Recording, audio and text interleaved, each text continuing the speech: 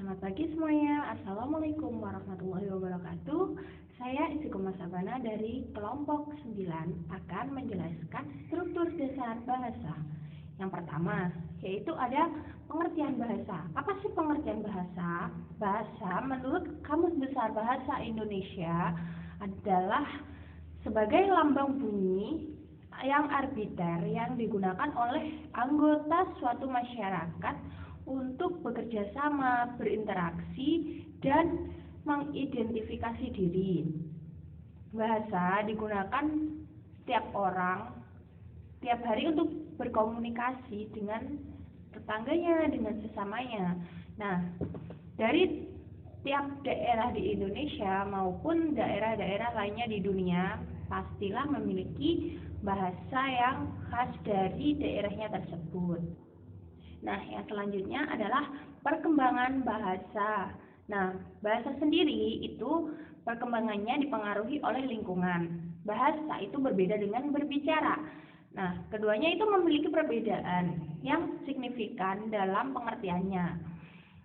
Kalau bahasa itu mencakup segala bentuk komunikasi, baik yang diutarakan secara langsung dalam bentuk lisan, tulisan, bahasa isyarat, bahasa gerak tubuh, ekspresi wajah, pantomim, atau seni. Nah, sedangkan kalau bicara itu adalah bahasa lisan yang merupakan bentuk paling efektif untuk berkomunikasi dan penting serta paling banyak dipergunakan. Nah, bahasa itu dapat diekspresikan melalui tulisan, tanda gestural, dan musik. Bahasa itu juga mencakup seluruh aspek komunikasi. Nah, yang non-verbal itu seperti gestikulasi, gestural, atau pantomim. Nah, perkembangan bahasa itu selalu meningkat seiring berjalannya waktu pada usia anak. Nah, orang tua itu sebaiknya memperhatikan perkembangan tersebut, sebab pada masa ini itu sangat menentukan bagaimana proses belajar pada anak. Yang selanjutnya itu ada prinsip-prinsip dasar linguistik.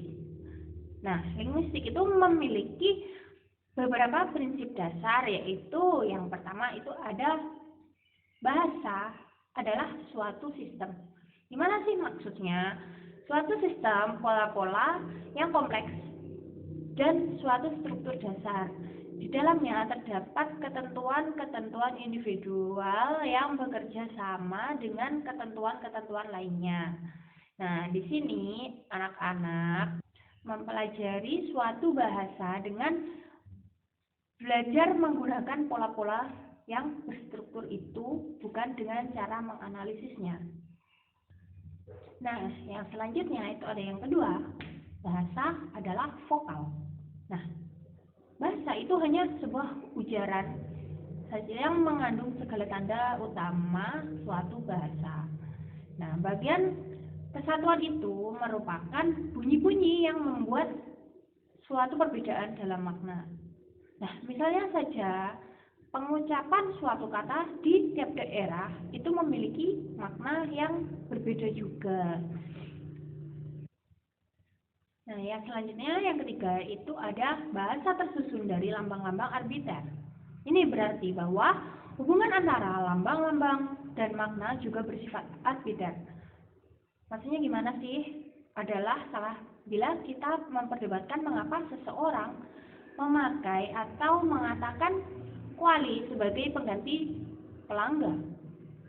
Pelangga itu seperti wadah, nah yang digunakan pada masyarakat tradisional. Nah, atau kata ibu dengan kata emak, itu kan sama aja.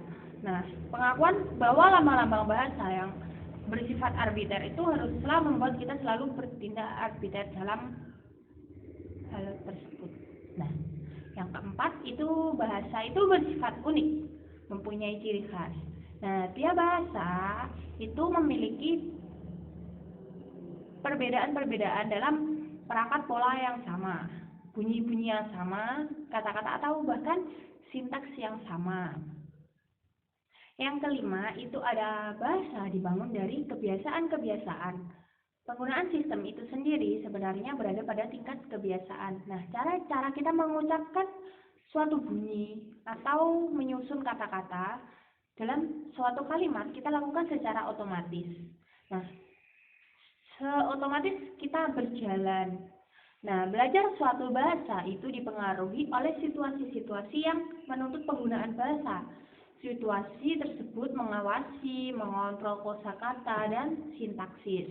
Nah, yang keenam itu ada bahasa adalah untuk berkomunikasi.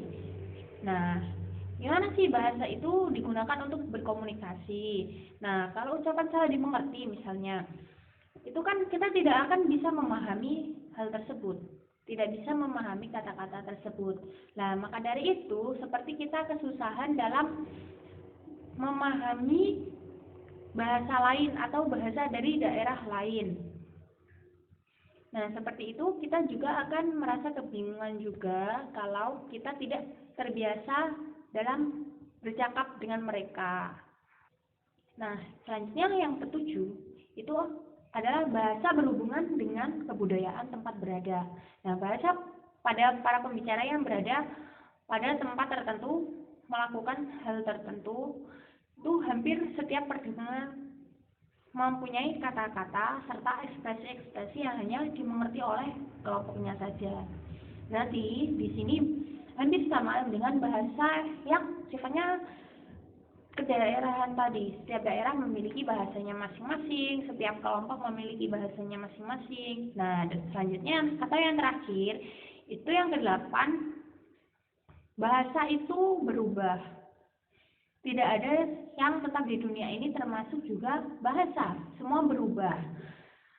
Perubahan ini mencakup kosakata, bunyi-bunyi bahasa, bentuk kata, bentuk kalimat, dan lain sebagainya. Yang selanjutnya ada dua aliran struktur bahasa. Yang pertama yaitu aliran struktural.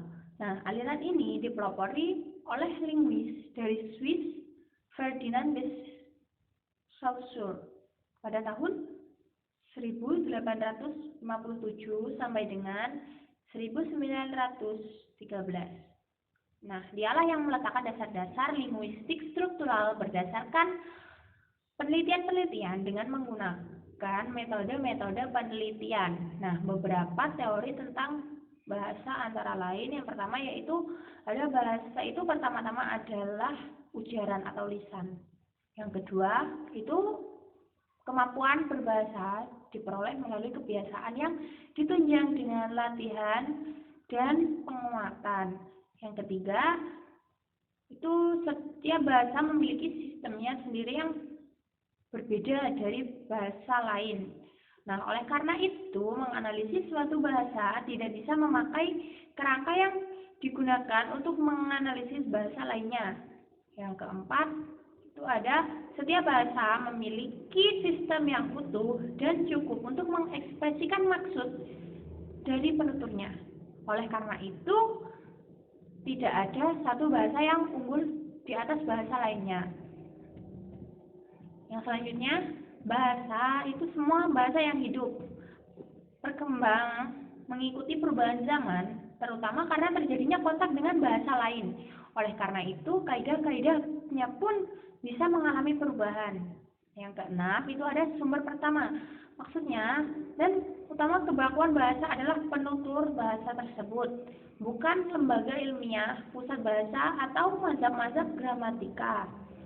Nah, aliran yang berikutnya adalah aliran yang kedua, itu adalah aliran generatif transformasi. Nah, tokoh utamanya itu dari Amerika, namanya Noam Chomsky tahun 1957. Nah, dia mempublikasikan bukunya Language Structures. Aliran ini membedakan dua struktur bahasa, yaitu struktur luar dan struktur dalam. Yang selanjutnya adalah bentuk ujaran yang diucapkan atau ditulis oleh penutur adalah struktur luar yang merupakan manifestasi dari struktur dalam. Ujaran itu bisa berbeda bentuk dengan struktur dalamnya. Nah, tetapi pengertian yang dikandungnya itu sama. Nah, sejalan dengan itu, Chomsky membagi kemampuan bahasa menjadi dua, ya, yakni kompetensi dan performansi. Nah, kompetensi adalah kemampuan ideal yang dimiliki oleh seseorang atau seorang penutur. Nah, kompetensi menggambarkan pengetahuan tentang sistem bahasa yang sempurna, yaitu pengetahuan tentang sistem kalimat, sintaks, nah, sistem kata, morfologi, sistem bunyi atau fonologi, dan sistem makna atau semantik. Sedangkan performansi adalah ujaran-ujaran yang bisa didengar atau dibaca, yang merupakan tuturan seseorang apa adanya tanpa dibuat-buat. Oleh karena itu, performansi bisa saja tidak sempurna, dan oleh karena itu, menurut Chomsky, suatu tata bahasa hendaknya memberikan kompetensi dan bukan performansi. Nah, materi selanjutnya akan disampaikan oleh rekan saya, Reza Firma Karisa. Terima kasih.